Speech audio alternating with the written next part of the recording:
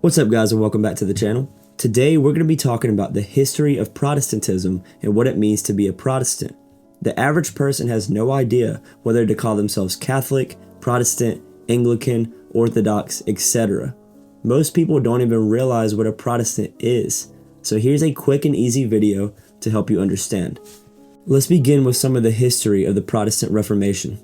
The Protestant Reformation was a religious reform movement that swept through Europe in the 1500s. It resulted in the creation of a branch of Christianity called Protestantism, a name used to refer to a group of people that no longer adhered to the Roman Catholic Church doctrine. The Protestant Reformation began in Germany on October 31st, 1517, when Martin Luther, a teacher and a monk, published a document he called the 95 Theses. This document was a series of 95 ideas or grievances against the Roman Catholic Church. Keep in mind, though, that for some time the church had been seen as an institution plagued by internal power struggles. At one point in the late 1300s and 1400s, the church was ruled by 3 popes simultaneously. Popes and cardinals often lived more like kings than spiritual leaders. Popes seemed more political than they did spiritual. They commanded armies, made political alliances and enemies, and sometimes even waged war. The corruption of the church was already well known, and several attempts had been made previous to Martin Luther to reform the church, but none of these efforts were successful until Martin Luther's actions in the early 1500s. So, with this being said, Luther argued that the church had to be reformed. He believed that individuals could be saved only by personal faith in Jesus Christ and by the grace of God, not by Roman Catholic Church practices. He thought the Catholic Church's practices focusing on works such as pilgrimages, the selling of indulgences, and prayers addressed to the saints were immoral and unbiblical. And for those that don't know, indulgences were official documents from the Roman Catholic Church that granted full or partial remission of the punishment of sin, which we all know is complete nonsense. So, this made Martin Luther very upset, and he was genuinely concerned for the souls of the people participating in this and putting their faith in the church rather than their personal relationship with God. Again, Luther was convinced from reading the Bible for himself that salvation from God is a gift that is obtained through faith alone and not faith plus the works of the Catholic Church. So Luther's 95 Theses introduced a lot of new ideas to the people of that time, and these ideas directly contradicted the Roman Catholic Church doctrine.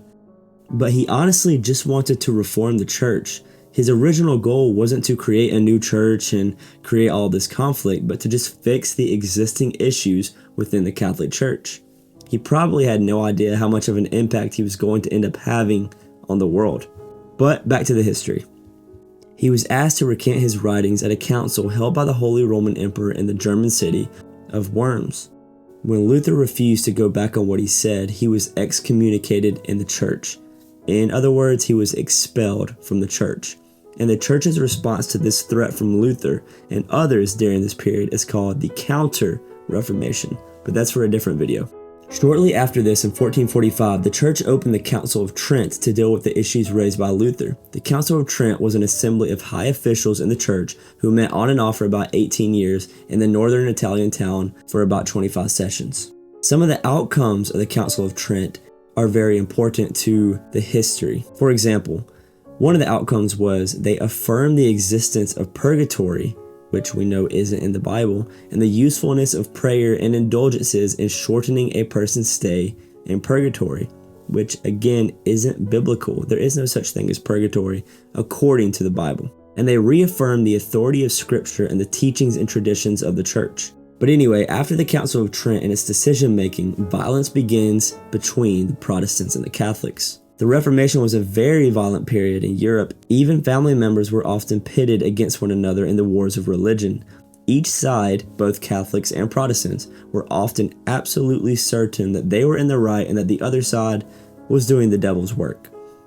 So, in conclusion, the Reformation period was a very interesting and influential time. Because of Martin Luther and his actions, we now have many different denominations of Protestantism, and we aren't held down to just one view regarding the church. For example, Lutheranism, Baptist, Methodist, Episcopalian, Pentecostal, Presbyterian are all denominations of Protestantism. Now, some say that's not a good thing to have all these different belief systems, while many would just disagree. But I want to know what you guys think in the comment section below. And if you guys enjoy content like this, please like and subscribe. Peace.